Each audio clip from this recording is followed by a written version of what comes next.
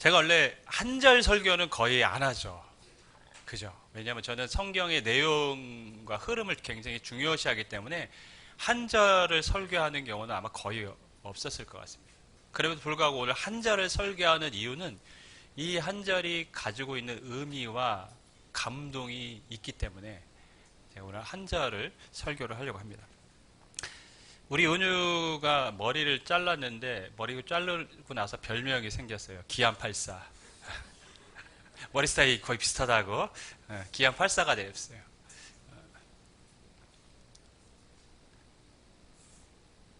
어쩔 때는 제가 아들을 부를 때 아유 귀염둥이 귀염둥이 이렇게 부를 때가 있어요. 그때는 언제죠? 집에서 예쁜 짓을 할 때. 뭐 이럴 때는 아우 귀염둥이 막 이렇게 합니다. 근데 어쩔 때는 또 상황이 달라질 때가 있어요. 아우 저 사고뭉치 이렇게 부를 때도 있어요. 예, 있습니다. 예. 아우 저 사고뭉치 저 마이너스의 손 뭐만 되면 망가지니까 마이너스의 손 이렇게 얘기할 때도 있어요. 뭐만 닿으면 뭔가 마이너스가 나와요. 그러니까 사람을 뭔가 이렇게 호칭을 부를 때는 뭐가 담겨져 있어요? 그 호칭에는 감정이라는 게 담겨져 있습니다. 그죠? 귀염둥이 할 때는 사랑스럽고 정말 아끼는 마음이 있는 거고, 사고뭉치 불렀을 때는 저놈은 진짜 이게 말썽만 피우냐, 어쩔 때는 뭐 꼴통 뭐 이렇게 할 때도 있죠. 그러면 진짜 답답하다 이런 마음이 담겨지는. 그러니까 호칭에는 무엇이 담겨져 있냐면 그 사람을 대하는 사람의 마음이 그 안에 담겨져 있습니다. 그게 호칭이 갖고 있는 의미죠. 예전에 그 시골에 있는 그 할머니 할아버님들이 퀴즈쇼에 나와서 스피드 퀴즈 하는데 당신이 나를 어떻게 불러? 이랬을 때 뭐라고 불렀습니까? 답은 아내인데 왼수 할아버지가 예. 그렇게 호칭에는 뭔가 의미를 담고 있는 것이죠. 오늘 히브리서의 3장은 유대인 그리스도인을 부르는 호칭으로 시작한다라는 사실을 우리가 이제 기억해야 되고 그것을 주목해야 됩니다. 히브리서는 계속해서 말씀드리지만 핍박을 받는 유대인 그리스도인들을 위해서 쓴 것입니다. 그리고 그 계속해서 1장 이상에서는 예수님이 얼마나 위대하신 분인지, 유대교에 너희가 추구했던 선지자나 천사들보다 더 뛰어난 분이 예수님이라고 계속해서 가르쳐주고 있습니다. 그리고 나서 3장에 딱 들어가면 이들을 불러옵니다. 이름을 부릅니다. 어떻게 부릅니까? 1절을 보면 그러므로 함께 하늘의 부르심을 받은 거룩한 형제들아. 하늘의 부르심을 받은 거룩한 형제들아. 이렇게 부릅니다. 근데 원래 이 원어적으로 보면 거룩한 형제들아가 먼저 나오죠. 여러분 이 사람들은 누굽니까? 믿음 생활을 잘하는 사람들입니까? 지금? 아니면 신앙생활이 흔들려서 신앙을 포기하려는 사람들입니까? 이 사람들은 신앙을 포기하려는 사람들이에요. 믿음이 막 흔들리고 있어요. 근데 이들을 향해 뭐라고 부르고 있습니까? 거룩한 형제들아 이렇게 불러주고 있어요. 왜 이렇게 불렀을까요? 그 이유는 바로 그러므로라는 단어이죠. 그러므로가 뭡니까? 1장 2장의 내용이죠. 요약해 보면 예수님이 이 땅에 친히 오셨는데 왜 오셨습니까? 너희를 이 세상에서 사는 게 아니라 영광으로 인도하기 위해서 친히 낮아주셨다. 우리를 인도하기 위해 이 자리에 오셨다는 것이죠. 그리고 친히 낮아주셔서 우리로 하여금 서로 형제라 부르기에 부끄럽지 않도록 그분이 친히 우리를 위해 낮아주셨다는 것입니다. 그리고 마귀를 멸하시고 너희를 자유케 하시기 위해서 낮아주셨고 또 고난당하는 너희를 능히 위로하기 위해서 친히 이 땅에 몸을 입고 오셔서 고난을 당하셨다. 그러므로 너희가 그 예수님을 믿고 있으므로 그러므로 너희는 누굽니까? 거룩한 형제들이라는 것이죠. 거룩하게 하시는 분이 누구죠? 우리가 아닙니다. 우리가 거룩하게 한다고 성경은 말하지 않습니다. 분명히 히브리서의 2장에 보면 거룩하게 하시는 이라고 그랬어요. 그 누굽니까? 예수님. 그리고 우리는 거룩함을 입은 자라고 했어요. 받은 자라고 했어요. 그러니까 예수님 때문에 우리가 거룩하게 됐죠. 그래서 지금 믿음이 흔들리는 사람들을 향해서도 그들을 위해서 예수님이 돌아가셨고 그들을 인도하기 위해서 이 땅에 오셨고 고난을 받으셨기 때문에 그 예수님 때문에 그들은 어떤 사람입니까? 거룩한 형제들이라는 것이죠. 세상에 누구도 제가 말씀드린 완벽한 사람은 없습니다.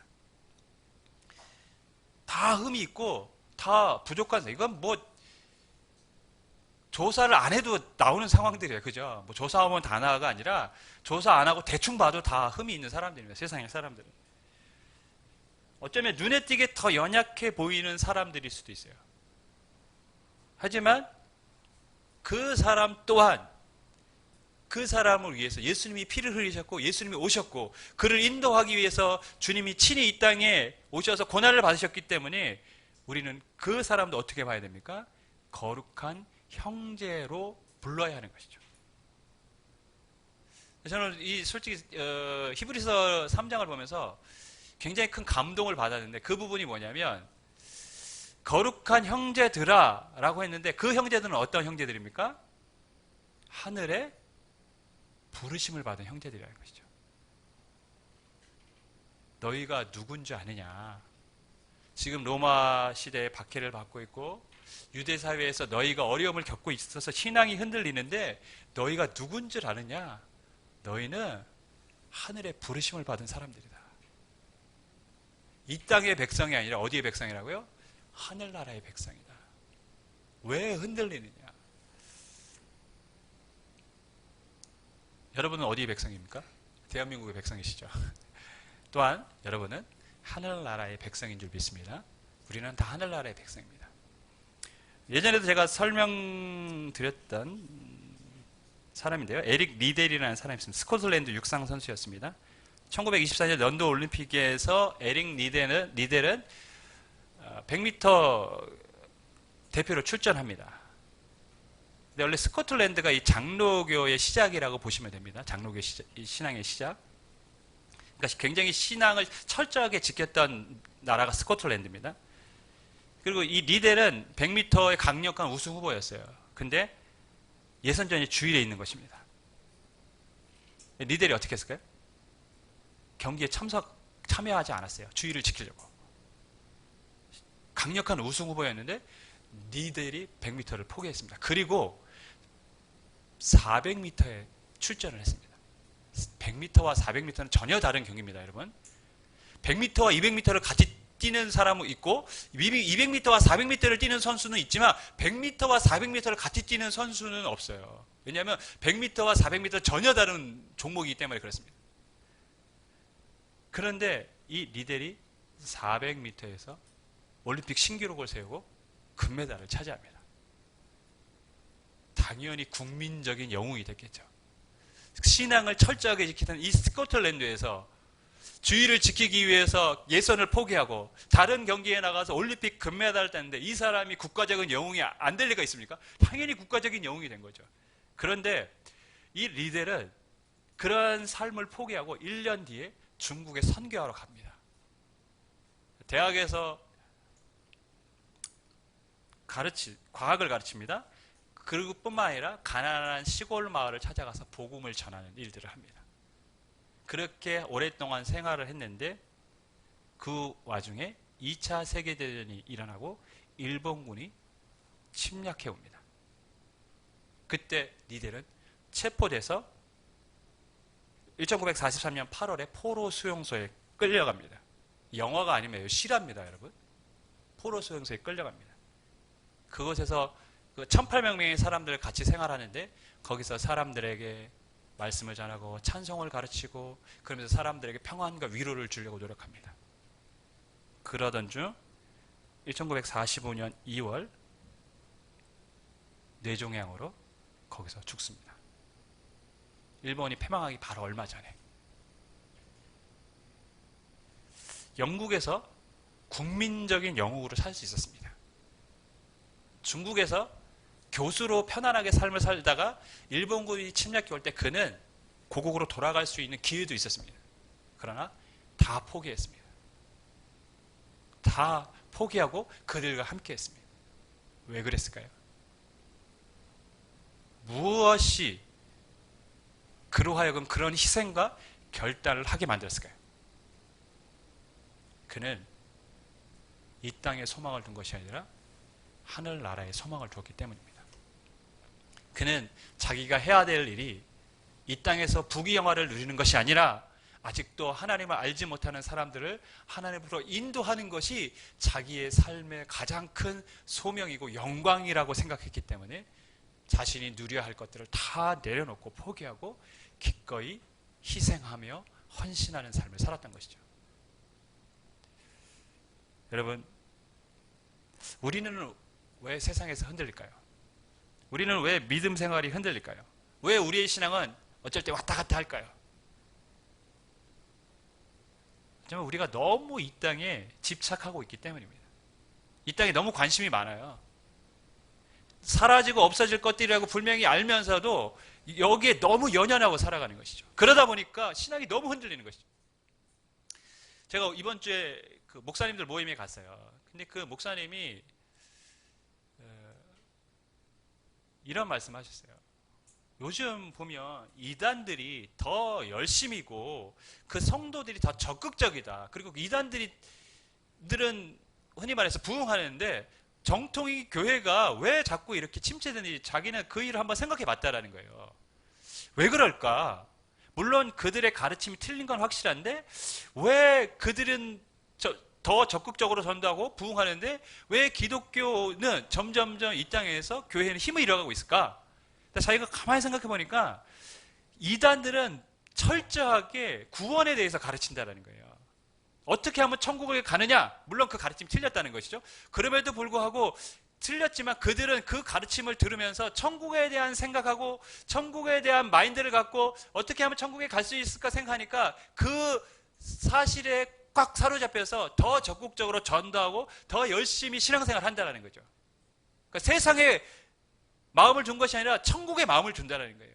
그러면서 그분이 오늘날 한국교회가 실패한 이유 중에 하나가 뭐냐? 그것은 너무 이 땅의 교회들이 이제는 천국이 아니라 이 세상에 관심을 두고 살아간다는 거예요. 천국은 이미 너무 다 잘하니까 얘기 안 한다는 거예요. 지겨워한다는 거예요, 사람들이. 그런데 실은 그거를 말하지 않으면 우리의 신앙은 무너진다. 저는 100% 공감하죠. 저희 교회처럼 천국에 대해서 자주 말씀 나오는 교회도 아마 드물지 않을까 싶습니다. 우리 교회의 이름 자체가 하나가 뭡니까? 하나님 나라예요. 하나님 나라. 성문, 거룩한 문. 하나님 나라의 거룩한 문. 여러분, 우리가 왜 실수를 하냐? 왜 신앙이 흔들리냐? 그것은 자꾸 이 세상의 관심과 마음을 뺏기기 때문에 그렇습니다. 왜냐하면 이 세상의 것들은 늘 변하거든요. 물질 있다가도 없고, 근데 있다가도 없어야 되는데 늘 없는 게 문제긴 하지만 하여튼 물질은 있다가도 없습니다. 우리의 감정도 왔다 갔다 합니다. 그렇기 때문에 이 세상에 우리가 뭔가 기대고 이 세상을 의지하고 살아가면 신앙은 흔들리는 거죠. 변하는 것을 붙잡고 있기 때문에. 여러분, 히브리서에 흔들리는 성도들에게 히브리서의 저자는 뭐라고 얘기합니까? 너희가 누군 줄 아냐? 예수의 피로 거룩함을 입은 하늘의 부르심을 받은 형제들이다. 기억하라는 거죠. 너희가 하늘나라의 백성이다.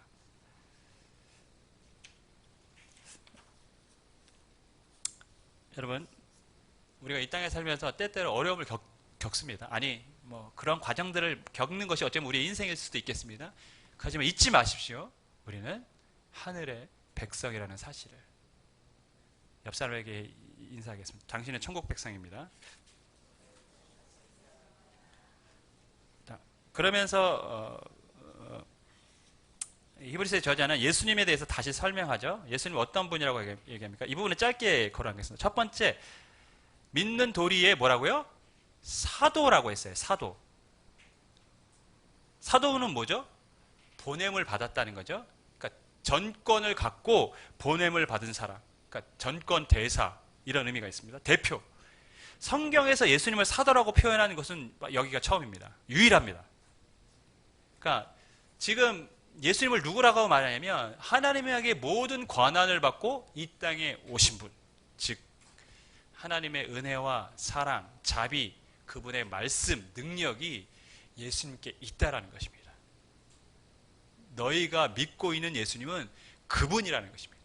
너희가 하나님을 그렇게 알고 있지 않습니까? 여호와 하나님을, 그 하나님에게 모든 권세를 갖고 이 땅에 오신 분이 예수님이라는 것이죠.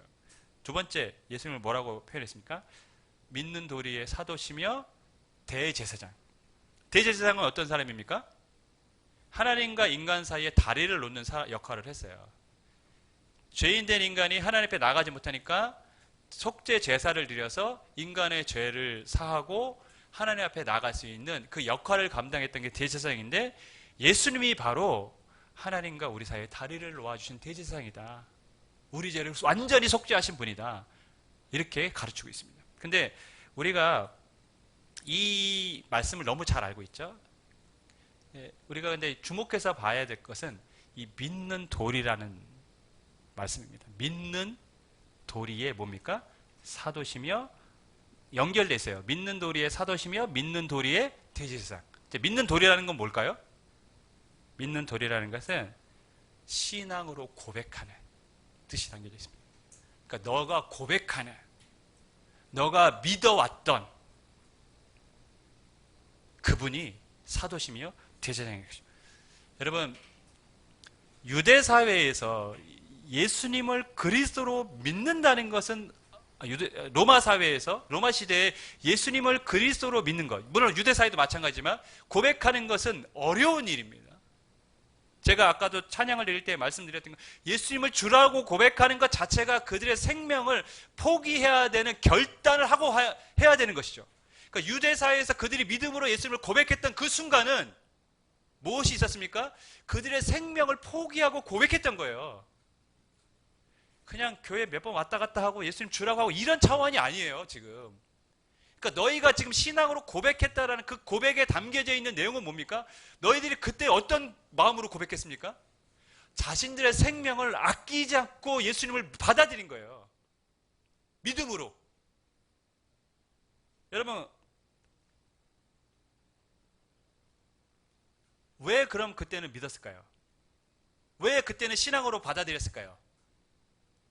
뭔가 마음에 있었지 않겠습니까? 확신도 생기고 감동도 있고 뭔가 성령께서 주시는 무엇이 있었기 때문에 그들은 그때에는 예수님을 신앙으로 받아들인 거예요. 그럼 지금 히브리서에서 뭘 얘기하고 싶은 거냐면, 너희가 그때 그렇게 고백했던 분이 예수님 아니냐, 너의 생명을 내어놓고 신앙으로 고백했던 분이 예수님 아니냐, 다시 생각해 보라는, 그때의 그 마음을. 여러분, 우리는 실은 우리가 처음 믿었던 이 과정들을 너무 쉽게 잊어버려요. 여러분, 지금 예수님 믿고 여기까지 왔어요. 여러분, 여기까지 어떻게 오셨습니까? 뭐 어떤 사람들은 우리 이 중에 이제 모태신앙을 가진 사람들도 있습니다. 자연스럽게 예수님을 아는 사람들도 있어요. 부모님의 신앙 안에서. 또한 어떤 우리 성도님들 중에는 믿음 생활 했다가 낙심해서 다시 돌아온 컴백, you must come back, come. 컴백으로 다시 돌아오신 분도 있어요. 돌아왔어요. 또 어떤 분도 있습니까? 모태신앙도 아니고 젊었을 때 혹은 나이 들어서 예수님을 알고 이 자리까지 지금 오신 분들도 있습니다. 여러분, 그 과정이 쉬웠습니까? 그때 주신 은혜가 없었다면 이 자리까지 올 수 있었을까요? 아니죠. 분명히 우리도 처음에는 뭔가 주시는 감동이 있었고 믿음이 있었고 확신이 있었습니다. 은혜가 있었죠. 너희가 신앙으로 고백하는 예수님, 네가 믿고 고백했던 예수님, 그분을 떠올려 보라는 거죠. 여러분이 처음 주님을 알고 나왔을 때는 언제이십니까? 그렇게 뜨겁게 주님 앞에 부르셨을 때는 언제이십니까? 지금 히브리서의 저자는 그때의 너의 믿음을 다시 한번 생각해 보라고 권면하고 있는 거죠. 네가 신앙으로 고백했던, 고백하는 예수님. 그 예수님을 어떻게 하라고요? 깊이 생각하라고요. 깊이. 그냥 짧게 잠시 생각하는 게 아니라 깊이 생각해 보래요. 여러분, 깊이 생각하려면 전제 조건이 뭘까요? 어떻게 하면 깊이 생각할 수 있을까요? 깊이 생각하려고 하면 전제 조건은 많이 알아야 됩니다. 그죠? 많이 알아야 뭘 깊이 생각을 하지. 알지도 못했는데 어떻게 깊이 생각합니까? 내가 어떤 사람을 한번 이렇게 소개로 만났어요. 소개가 아니야. 그냥 누가 소개해줘서 이 이름만 통성명하고 지나갔어요. 근데 그 사람 깊이 생각할 수 있습니까? 깊이 생각 못하죠. 아는 게 없는데, 아, 그냥 그렇게 생겼구나. 뭐, 그냥 직업이 뭐구나. 그 정도면 다예요. 근데 같이 생활했던 사람, 오랫동안 생활했던 사람은 깊이 생각할 수 있죠. 아, 저 사람은 이 말할 때는 이러한 감정이고, 이러한 표정을 지었을 때는 그 사람이 어떤 마음을 느꼈기 때문에 그렇게 알 수가 있어요. 왜? 오래 살아서 잘 알고 있기 때문에. 그래서 그 사람 말 한마디만 딱 해도, 아, 저 사람 지금 이런 마음이지, 표정만 봐도 이런 마음을 느끼고 있는 거지, 마음이 이래서 상했지, 알아요. 왜? 잘 알고 있기 때문에. 깊이 생각하기 위해서는 전제가 뭐냐? 아, 잘 알아야 돼요. 바닷가를 갔습니다. 바닷가에서 막 해안가, 나 수영 잘해가지고 한 50m 정도까지 막 수영하고 돌아오고, 못 나가는 사람들도 있잖아요. 무서워가지고 튜브만 타고 동동동 타는 사람들. 그 사람한테 가면, 야, 저기 가면은 뭐가 있고, 네가 못 보는, 눈으로 다 보이는데도 그냥 뭐가 있고 더 멋있고 막 이렇게 자랑을 해요. 또 바다 안 갔다 온 사람에게는 또 갔더니 뭐 주변 환경이 어떻고 막 자랑합니다. 근데 그 사람하고 스킨스쿠버하고 바다 밑에 들어가서 바다 광경을 보고 나온 사람하고 누가 더 바다를 잘합니까? 누가 더 잘할까요? 당연히 스킨스쿠버를 타고 바다 밑속을 들어간 사람이죠. 그럼 누가 더 바다를 잘 설명할 수 있을까요? 당연히 바다 깊은 속을 보고 온 사람이겠죠. 전에 했던 사람은 아는 것 같지만 뭐만 합니까? 주변만 하는 거예요. 겉에만. 깊이 모르죠. 왜? 들어가 본 적이 없으니까. 예수를 깊이 생각하기 위한 가장 첫 번째 전제 조건은 뭡니까? 예수님을 많이 알아야죠. 예수님을 경험해야죠. 그래야 깊이 알 수가 있습니다. 신앙생활은요, 예수님을 믿고, 아니, 예수님을 알고 믿는 게 전부가 아닙니다. 신앙생활하는 과정 속에서 그분을 늘 깊이 생각하고 묵상해야 되는 것이죠. 왜? 그래야 우리가 흔들리지 않고 믿음의 길을 걸을 수 있기 때문입니다. 여러분, 노트북이 있습니다. 노트북이 있는데 겉은 노트북인데 안에 하드도 없고 램도 없고 CPU도 없고 다 없어요. 그거면 노트북입니까? 아니면 그냥 장난감입니까? 장난감이죠. 우리가 예수님을 묵상하지 않고 깊이 생각하지 않는 신앙생활은 그런 깡총 노트북과 같을 수 있습니다. 겉만 그리스도인이에요. 모양만 그리스도인이에요. 예수님을 깊이 생각하지 않기 때문에 예수님의 말씀, 예수님의 뜻에 순종하지도 않고 예수님을 닮아갈 수도 없습니다. 그러기 때문에 자꾸 흔들려요.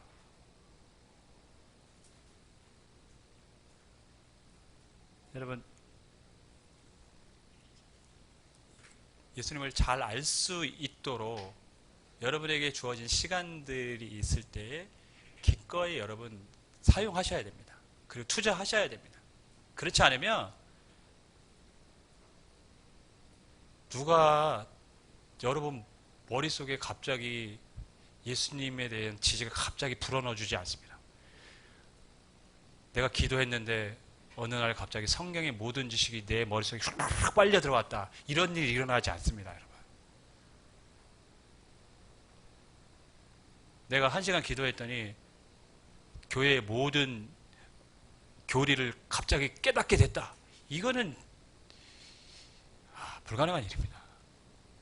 우리가 예수님을 알기 위해서는, 더 깊이 묵상하기 위해서는 결국 시간을 투자하고 노력하고 읽고 배우고 또 말씀에 순종하면서 경험을 해야 되는 것이죠. 그래야 예수님을 깊이 알게 되는 것입니다. 말씀을 뵙습니다. 하늘의 부르심을 받은 거룩한 형제들아. 얼마나 감동적입니까? 하늘의 부르심을 받은 거룩한 형제들아. 우리가 하늘나라의 백성임을 잊지 말아야 합니다. 또한 예수를 깊이 생각하라. 우리가 지금 고백하고 있는 예수님, 우리에게 처음 은혜를 주셨던 예수님, 그 예수님을 이제는 그것을 전부로 알고 신앙생활하는 것이 아니라 그때 알았던 그 믿음, 그 감정, 그 은혜가 전부가 아니라 더 깊이 예수님을 알 수 있도록 우리가 노력해야 될 줄 믿습니다. 그러면 실은 흔들리지 않죠. 제가 요즘 말씀드리고 싶은 것은 오늘날 사람들이 예수님을 깊이 생각하지 않고 쓸데없는 것을 깊이 생각해요. 세상의 지식과 소문에 너무 관심이 많아요. 또 그런 공간들이 많이 있죠. 뭐 인터넷을 통해서, 유튜브를 통해서 많은 지식들을 들을 수 있는 그러한 뭐 시대가 된 건 하지만 그래 들을 수도 있다고 봅니다. 예, 관심 있는 분야 들을 수 있죠. 근데 정작 중요한 예수님을 아는 거에 대해서는 소홀하고 있다는 게 문제죠. 거기에 다 마음을 뺏겨서. 여러분, 예수님을 깊이 알고 묵상하려고 하면 그 사람은 어떠한 세상의 핍박, 어려움에도 흔들리지 않게 될 줄 믿습니다. 왜냐하면 예수님이 지켜주시고 도움을 주시기 때문입니다. 그 예수님을 경험할 수 있기를 주님의 이름으로 간절히 축원하겠습니다.